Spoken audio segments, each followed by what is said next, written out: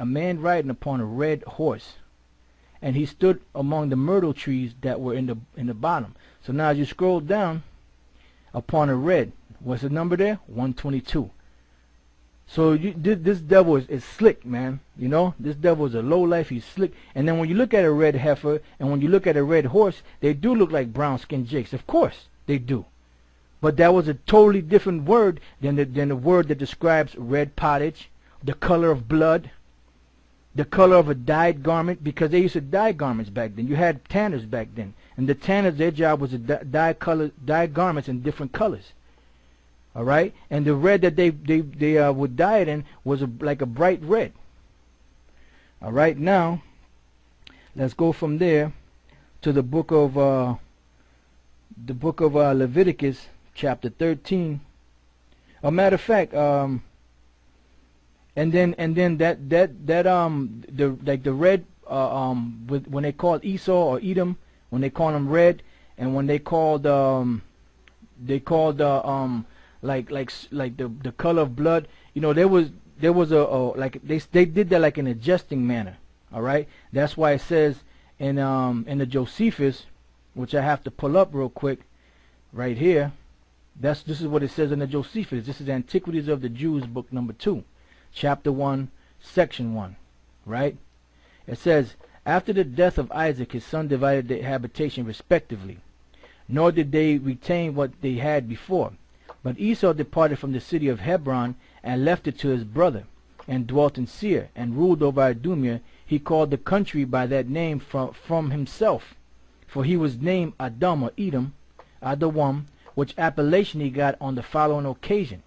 One day, returning from the toil of hunting very hungry, it was when he was a child in age, he lighted on his brother when he was getting ready lentil pottage for his dinner, which was of a very red color, on which account he the more earnestly longed for it. Now keep in mind, they're saying that this pottage was a very red color, so he got his name Edom, right, which is red, from eating this red pottage. But now keep that in mind, very red color. Just want you to keep that in mind. On which account he the more earnestly longed for it. Matter of fact, let me I'm gonna highlight this, and then we're gonna come back to it. He lighted on his brother when he was getting ready lentil pottage for his dinner, which was of a very red color.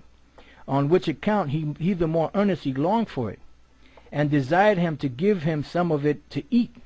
But he made advantage of his brother's hunger, and forced him to resign up to him his birthright, and he being pinched with famine resigned it up to him under an oath. When it came that on account of the redness of the pottage, right, the redness of the pottage, he was in a way of jest by his contemporaries called Edom. For the Hebrews call what is red Edom or Adawam.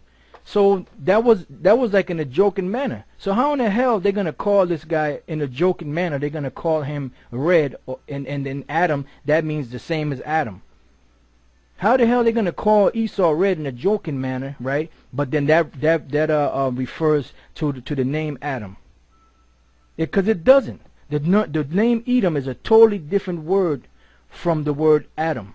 You have Adam, which is Adama, which means ground, which is different shades of brown, and you have Edom, which is Adawam, which is different shades of red, basically.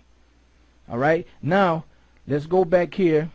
I want to show you something because I want to come back to this.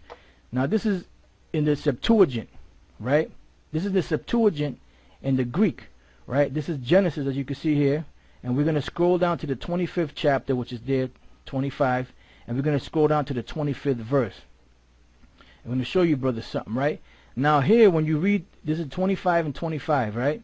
When you read through here, it says, and came forth the firstborn, and they have a Greek word here, pudakes, if I'm pronouncing it correctly. And what does it say? Fiery red, which is what? Very red, like a fiery red.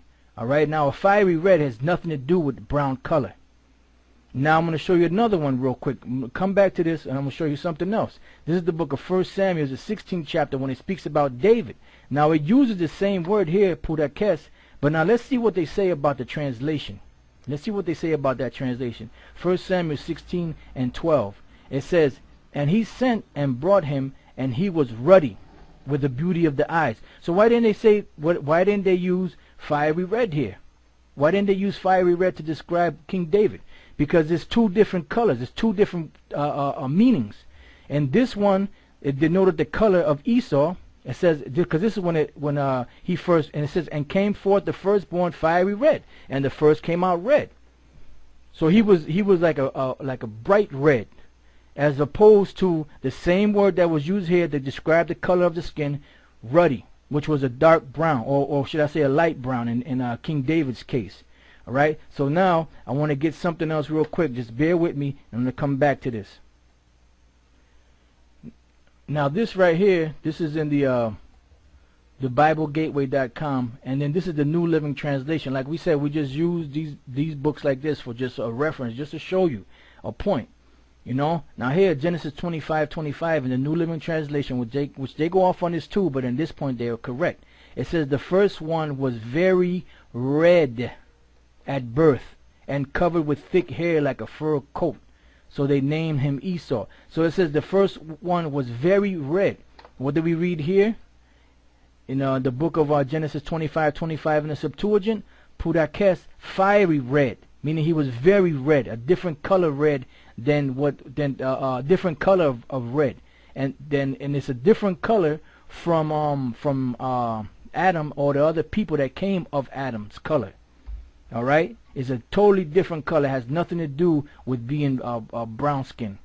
All right. Then here, 1 Samuel, like I said, 16 and 12, Pudakes, ruddy. And everywhere you look this term up in the Greek Septuagint, where you have this word ruddy, it says the same thing. It says ruddy. Not once did it say fiery red. All right, which proves what the brother Karatazar brought out, that when they use that word in the Hebrew, which we're gonna.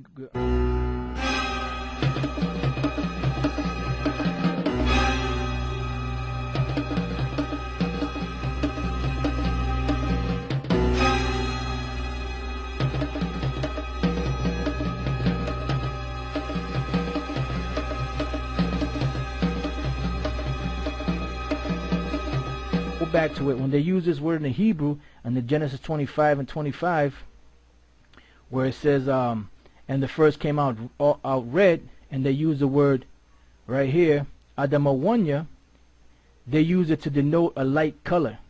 All right, that was the only word that they had to denote a light color. All right, which King David this word was used, but it was used in a different text to denote his skin color, but to denote his skin color as being a light-skinned brown man. In this case here, it was to denote Esau's skin color as being a red man. All right, as we read here. Again, let me show you that again. This is Genesis 25:25 in the Septuagint. Pudakes, fiery red. On 1 Samuel 16 and 12, Pudakes, ruddy. The same word is used, but it's two different definitions. As we read in the Zondervan's Bible Dictionary, where it said ruddy, a word used to refer to a red or fair complexion.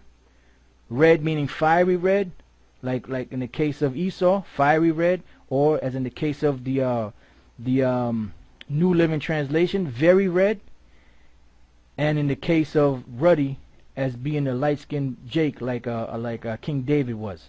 All right, so it's all a play on words, brothers. It's all a play on words. Right, and this is the book of Leviticus, the 13th chapter and the 24th verse, and I want to just use this to also prove more about different textures or colors of the flesh. It says, or if there be, this is dealing with the plague of leprosy, or if there be any flesh in the skin whereof there is a hot burning, right, and the quick flesh that burneth have a white bright spot, somewhat reddish or white. So here it says somewhat reddish. When you scroll down here to the word reddish, number 125, it says Adamadam. Now what the word Adamadam really is, it's really a combination of two words, right? Which is really Adawam, which is red, and Dum, which is blood.